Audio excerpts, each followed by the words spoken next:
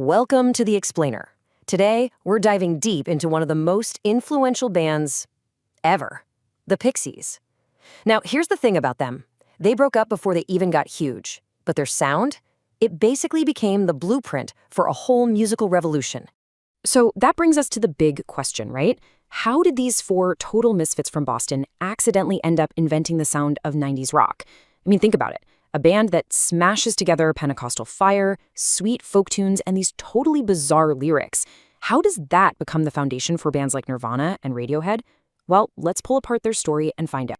All right, so to really get why the Pixies were such a big deal, you got to understand the world they just crashed into. The music scene in the mid-'80s, it was a whole different universe. So picture this. On one side, you've got the 80s in all its glory.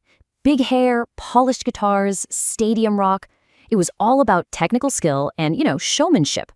And then there were the Pixies. They were like a system crash, a total break from all that. They swapped out all that polish for this raw, kind of unsettling psychological tension. Seriously, they sounded like absolutely nothing else on the radio. And it all kicked off right there, in the Boston underground scene of 1986. You had these two roommates at the University of Massachusetts, Charles Thompson and Joey Santiago. They kind of looked at the whole college thing and said, yeah, no thanks. So they dropped out. And they had just one thing on their minds, starting a band. Okay, so they have the dream. But how do you actually build a brand new sound from the ground up? Let's look at how all the pieces came together. This is just brilliant. It's their entire philosophy boiled down into a few lines. This is the actual classified ad they put in the paper. I mean, just think about it. They want someone who likes the super abrasive pump of Husker Du and the sweet, clean folk melodies of Peter, Paul, and Mary. It's a total contradiction. And my favorite part? No chops. They didn't want a guitar hero. They were looking for a vibe, an attitude. And the band they ended up with? Man, it was a collision of totally different musical planets. You've got Charles, who renames himself Black Francis. His Pentecostal background gave him all these wild, biblical, surreal lyrics. Then there's Joey Santiago on guitar, who's all about David Bowie's weird, experimental glam rock. The drummer, David Lovering, he's into prog rock titans like Rush and Steely Dan. And then there's Kim Deal, the only person who even answered the ad. Her background was in folk and country, and she became the secret weapon, the melodic glue that somehow held all that beautiful chaos together. So the lineup is set. Now they just need a name. And the story is, Joey Santiago literally just stuck his finger in a dictionary and landed on Pixies. He liked the definition, mischievous little elves, and you know what? It was perfect. It just fit. Soon after, they get signed to the super cool British label 4AD, and they were finally ready to let that mischief loose. Now, you can't talk about their early sound without talking about producer Steve Albini. He was absolutely crucial for their debut album, Surfer Rosa. See, Albini wasn't interested in making them sound pretty or polished. He wanted to capture the raw, physical reality of the band in a room. We're talking about putting microphones on the studio walls to get a huge drum sound, recording vocals in the studio bathroom to get that echo. He even kept their random studio chatter in the final mix. The result was something so real, so immediate. It was like sonic lightning in a bottle, and it was about to change everything. Okay, so they've got their sound. It's raw, it's weird, it's new. Now they're about to perfect it. But here's the thing. As their success started to build, so did the tension. The cracks were starting to show. And this is their secret weapon. It's what they're famous for.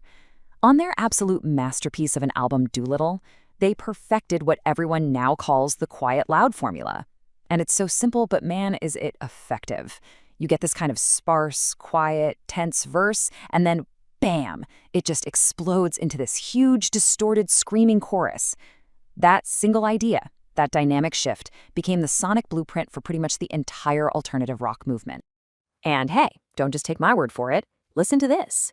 Kurt Cobain himself flat out admitted that when he wrote Smells Like Teen Spirit, only the biggest song of the 90s, he was, in his words, basically trying to rip off the Pixies. I mean, let that sink in. The biggest band on the planet was consciously building their sound on a blueprint drawn up by the Pixies. But while the rest of the world was catching on, inside the band, things were just falling apart. Black Francis started taking over all the creative control. That collaborative magic that made their first album so special, it was just gone. The tension between him and Kim Deal, whose bass lines and vocals were so important, it just hit a boiling point. By the time you get to their later albums like Bossa Nova and Trompe the Monde, they honestly start to sound less like a band and more like Black Francis solo projects. And the way it all ended was just as weird and surreal as their music. Get this, in January 1993, Black Francis goes on BBC Radio for an interview and just casually announces the band is over. Poof, done. The kicker? He hadn't told the rest of the band. He called Joey Santiago after the fact, but for Kim Deal and David Lovering, he sent a fax. A fax? I mean, that's just the most bizarre, cold, and strangely fitting way to break up one of the most important bands in rock history. So they were done. Finito. But then a really weird thing happened. Once the Pixies were actually gone, their influence didn't just stick around, it absolutely exploded. I mean, just look at this list. You've got Nirvana, who obviously took the whole quiet loud thing and ran with it.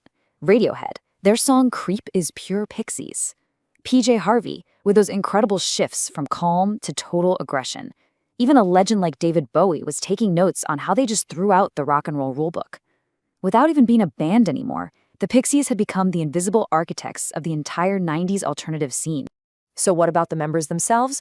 Well, they scattered. Black Francis went solo, calling himself Frank Black. Kim Deal formed the Breeders and had a massive hit with Cannonball, a song way bigger than any Pixies song had been.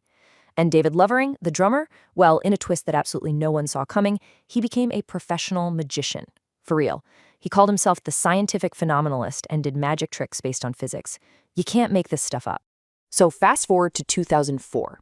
They decide to reunite. And by this point, the world had finally caught up. Their legacy had grown so huge that they were instantly selling out shows in massive arenas, places that were way bigger than any venue they played back in their prime.